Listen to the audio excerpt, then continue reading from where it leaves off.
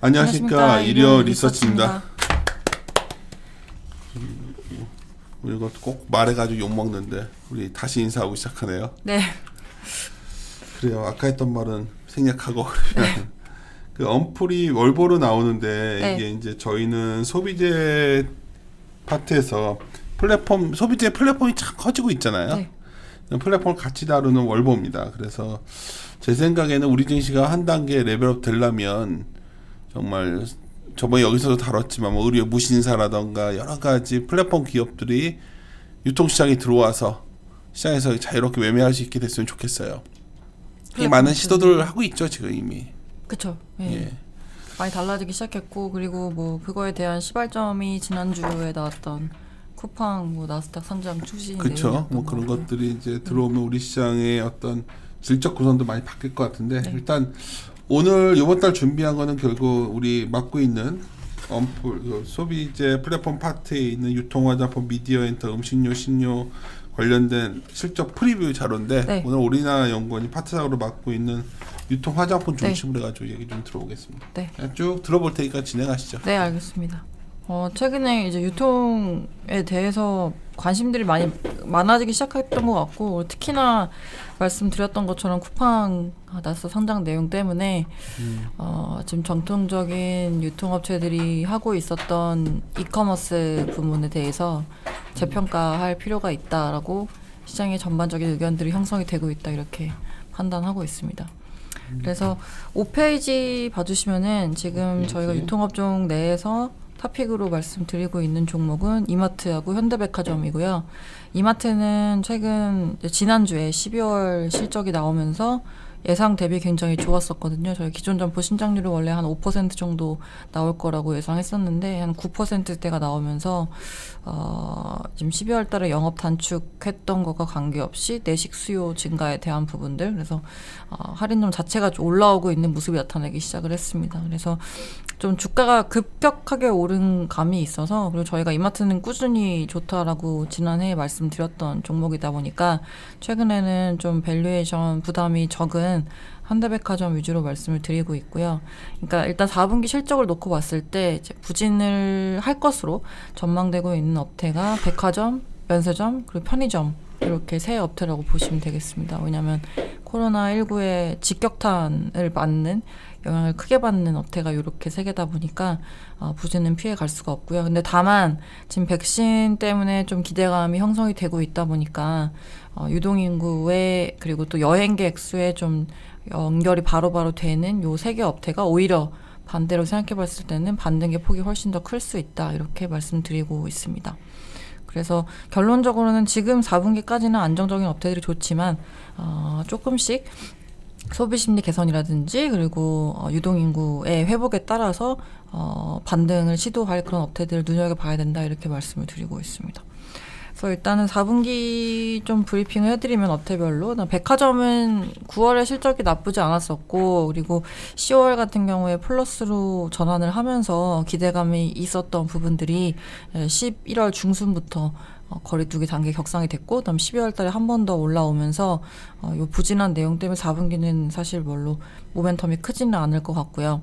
그리고 마트 같은 경우는 지금 생필품하고 식료품 위주로 많이 판매가 되고 있다 보니까 선방하는 채널을 볼 수가 있고, 그리고 말씀드렸던 것처럼 12월 달에 사실 9시까지 영업했었기 때문에 기존에 11시까지 운영하던 거에 대비해서 2시간 정도 단축된 부분 때문에 어려울 것이라 전망을 했었는데, 그 안에 다 오셔가지고 내식 수요 증가 때문에 장보기 하시는 분들이 늘어났습니다. 그래서 말씀드린 것처럼 할인점 자체가 지금 성장을 이끌어낸 모습이고요. 그래서 그림 1번에 나와 있는 것처럼 실제로 10월 달에 지금 소비자 심리지수가 올라왔었거든요, 한번. 그래서 조금씩, 이게 보통 100 이상이면은 긍정적으로 보고, 그다음 그 밑에면 좀 부정적으로 보는 기준선이 있는데, 아시는 대로. 그래서 10월 달에 조금씩 올라왔다가 이제 11월 달 다시 한번 꺾인 모습입니다. 근데 이게 앞서 언급드린 대로 지금 백신이 맞게 되고, 그다음에 조금씩 회복이 된다면은 10월 달에 가 비슷한 그런 반등이 나타날 것이다, 이렇게 판단하고 있어서 지속적으로 주목할 필요가 있는 업태라고 보는 게 백화점이고요. 그리고 그림 2번에 보시는 것처럼 그 최근에 온라인 쇼핑 거래액을 봤을 때 음식 서비스 쪽에서 성장률이 거의 60에서 80% 정도씩 꾸준하게 지금 나오고 있는 상황인데, 지난해 같은 경우. 그래서 이런 것들이 배달시켜 먹는 거에 대한 수요, 그리고 또 집 안에서 활동이 늘어나는 거에 대한 부분들을 반영을 하고 있다 보니까 마찬가지로 장보기 수요도 이번 4분기 때 이제 대형마트 실적이 반영되었다, 이렇게 보시면 될 것 같습니다. 그 다음 업태가 다음 페이지 6페이지에 이제 보시는 것처럼 면세점이 첫 번째 단락의 중간부터 나와 있고요. 일단 지금 시내면세점 같은 경우는 매출액이 빠질 수밖에 없는 상황이고, 공항점은 뭐 거의 트래픽이 지금 전무에 가까운 수준이라고 보시면 될 것 같습니다. 근데 보따리상들이 조금씩 활동을 하고는 있습니다. 그래서 그림 5번에 나와 있듯이 지금 외국인 매출 중에서 한 사람당 사가는 금액이 거의 18,000불까지 올라왔다 보니까 거의 뭐 진짜 어마어마한 수준이고요. 원래 이게 300불 중반이었던 게 2016년도였는데 2019년부터가 뭐 거의 한 8,900불까지 올라왔다가 지금 엄청난 수준으로 증가를 했습니다. 그래서 보따리상들이 소수 위주로 지금 조금씩 활동은 보여지고 있는 상황이고요. 근데 현대백화점 같은 경우는 이런 시장 상황이랑 관계없이 지난해 동대문점, 그다음 공항점 오픈하면서 바잉 파워가 확보가 됐기 때문에 이제 원하는 브랜드에 원하는 제품을 좀 가져올 수 있는 그런 소싱력을 확보가 된 상황이다, 이렇게 판단하고 있습니다. 그래서 긍정적으로 보고 있고요.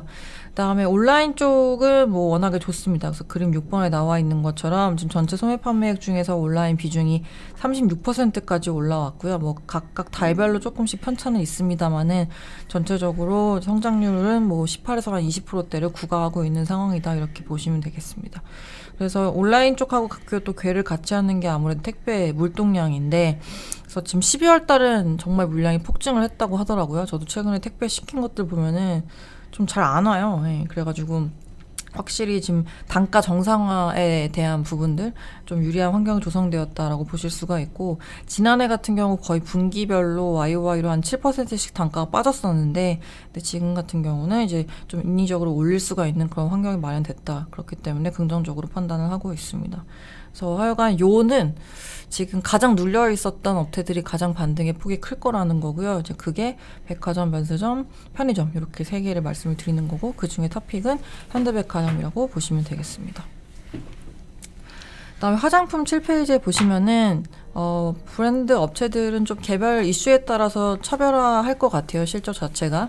왜냐하면 아모레퍼시픽이 지난해 말에 창사 이래 처음으로 희망퇴직 신청을 받았거든요. 그래서 요거에 따른 비용이 한 5,600억 정도가 반영이 되었을 것으로 예상을 하고 있어서 저희 추정치이고요. 그렇기 때문에 이번 4분기 때에는 영업 손실 기록할 것으로 예상을 하고 있습니다. 반면에 LG생활건강 같은 경우는 지금 국내 채널이 부진함에도 불구하고 면세점이 잘 방어를 해주고 있고, 그다음 중국 현지 같은 경우도 중국의 지금 화장품 인더스트리 자체가 거의 한 20%씩 성장을 이어가고 있는 상황인데, 근데 LG생건은 거기에 부합하는 지금 포트폴리오를 가지고 있어서 그 정도 레벨 내지는 조금 더 아웃퍼폼하는 그런 성장률을 현지에서 보여주고 있습니다. 그래서 LG생건은 사실 뭐 꾸준히 가져가셔도 좀 부담이 없는 그런 상황이고, 특히나 피어 대비해서, 그러니까 아모레퍼시픽 대비해서 밸류에이션 매력이 있는 점도 긍정적으로 판단을 하고 있습니다. 그리고 저희가 좀 주목을 하고 있는 부분은 중국 면세점인데요. 왜냐하면 지난해 한국도 그렇고 일본도 그렇고 면세 사업 자체가 시장 자체가 그런 객수가 줄어들면서 부진한 틈을 타가지고 자국 면세 사업에 좀 드라이브를 많이 걸기 시작했습니다. 그래서 지금 중국도 저희가 해외여행 못 가고 제주도 많이 가시는 것처럼 마찬가지로 내국 여행 수요가 증가를 하고 있고요. 그래서 그거에 대한 중심이 하이난 면세점이라 보시면 될 것 같고, 그래서 지난해 말에 하이난 쪽의 면세점을 2배 정도까지 늘리겠다. 그래서 한 4개 점포를 추가로 오픈을 한다라고 밝힌 상황이고, 하이난 세관 쪽에서. 그리고 올해 같은 경우도 1월 1일부터 1월 3일까지 지난해 대비해서 이제 하이난 쪽 면세 매출이 거의 200% 가까이 증가한 것으로 추정을 하고 있습니다. 그래서 화장품 업체들의 얘기를 들어보면은 아직까지 면세 이제 매출 중에서 해외 비중이 10%가 될랑말랑한 수준이긴 합니다만은 이제 하이난 쪽에 레벨 자체도 많이 올라왔고 그다음에 마진 수준도 국내가 그 코로나 때문에 조금 빠진 게 있습니다만은 그래도 지금 중국이랑 한국이랑 좀 비슷한 레벨까지 수익성도 개선이 많이 된 상황이다 이렇게 보시면 될 것 같습니다. 그래서 그림 8번에 나와 있는 것처럼 이쪽을 좀 주로 하고 있는 중국 중면 같은 경우도 최근 3개월 동안의 주가가 좀 많이 올랐던 상황이었고요. 하이난에 대한 기대 때문에 이렇게 보시면 되겠고 그다음에 그 밑에 7페이지에 밑에 단락에 보시는 것처럼 ODM들은 온라인 쪽으로 대응을 확대를 해 나가고 있는데요.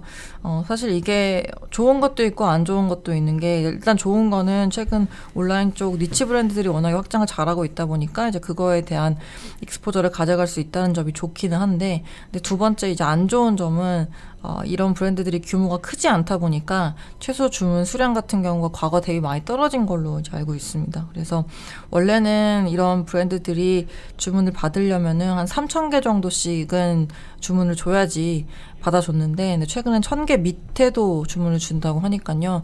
저 같은 개인들도 자본력만 있으면은 충분히 주문 낼 수 있는 상황이 돼서 이런 것들이 마진에는 조금 긍정적인 영향을 안 줄 것으로 부정적인 영향을 줄 것으로 전망을 하고 있습니다. 그래서 이런 것들 내부적으로 어떻게 이제 비용 컨트롤을 할 건지가 향후의 실적에 좀 중요한 부분으로 보고 있고 또 특히나 지난해 상반기에는 손소독제 매출이 굉장히 좋았었기 때문에 올해 같은 경우는 이런 거에 대한 베이스가 좀 부담이 돼서 ODM들은 좀 당분간 쉬어갈 수 있다 이렇게 보고 원래 있고요. ODM을 많이 밀었었잖아요. 네네. 근데 손소독제가 지금 올해는 오히려 지금 부담으로 작용을 합니다. 왜냐하면 작년에는 뭐 분기별로 봤을 때 크게는 한 100억 정도 잡혔었던 게 지금은 뭐 분기별로 한 20억 잡힐까 말까 한 수준이 되어 버렸어요. 되게 안 좋은 건데? 이쪽이 수익성을 많이 방어를 해줬던 부분인데 매출이 빠지니까 아무래도 전사 실적에는 영향이 있을 거고 앞서 말씀드린 그런 온라인 쪽에 대한 부분들 때문에 특히나 부담으로 작용할 수가 있다 이렇게 보고 있습니다. 오케이. 네.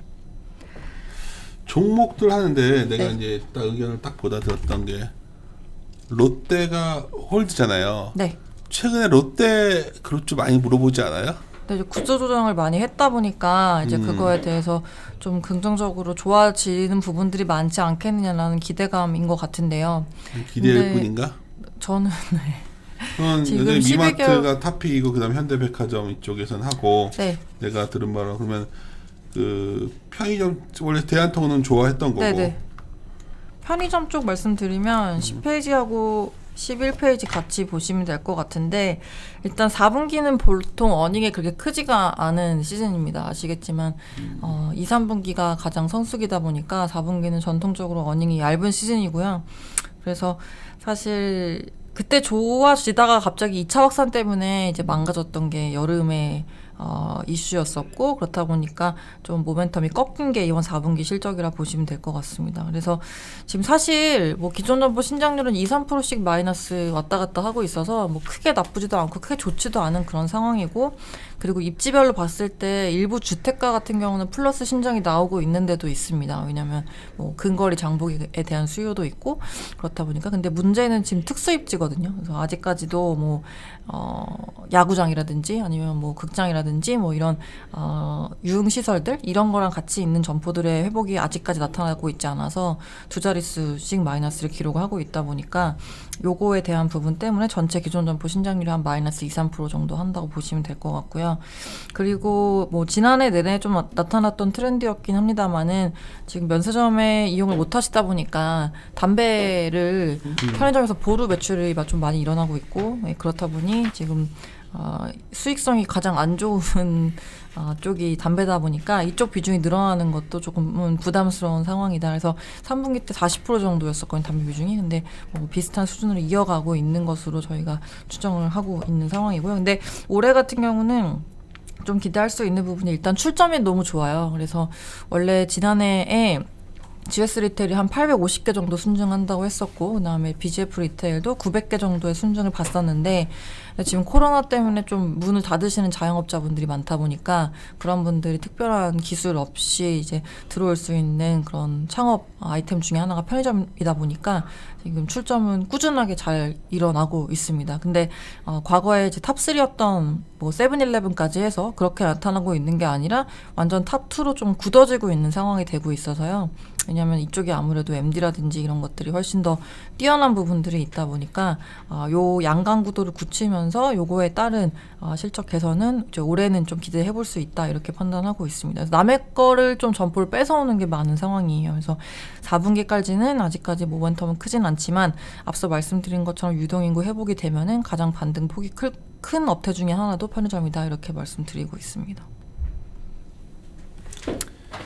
내수가 올해 언제쯤 한번 쫙 될 것 같아? 이게 좀 올해 언제쯤이요? 일단은 조금씩 돌긴 했는데 이마트 이런 것들은 먼저 도는데 네네네. 이게 그래도 또 실적 나올 때마다 이게 고비고비일 것 같지 않아요? 그렇겠죠. 근데 4분기 실적이 안 좋은 거는 지금 다 이미 주가에 반영이 된 거라 보고 있고요. 저희는 사실 뭐 백신 접종이 시작이 되기 시작하면은 그때부터는 그래서 사실 하반기에 저희가 좋게 보고 있는 부분들이 이제 중국 관련하고 그다음에 말씀 주신 소비 반등했을 때 이제 올라올 수 있는 백화점이나 이런 베타가 큰 업종들인데 근데 그런 것들을 3, 4월부터는 조금씩 째려보게 되지 않을까 이렇게 3, 판단하고 4월에? 있습니다. 예. 중국이 지금 소비 진작 드라이브를 엄청 세게 걸고 있어서요. 예, 그쪽에 대한 익스포저가 있는 같은 소비자 파트다 보니까 심지어는 그 얘기를 하고 다 의류가 가장 먼저 빨리 반영이 될 것 같습니다. 그래요.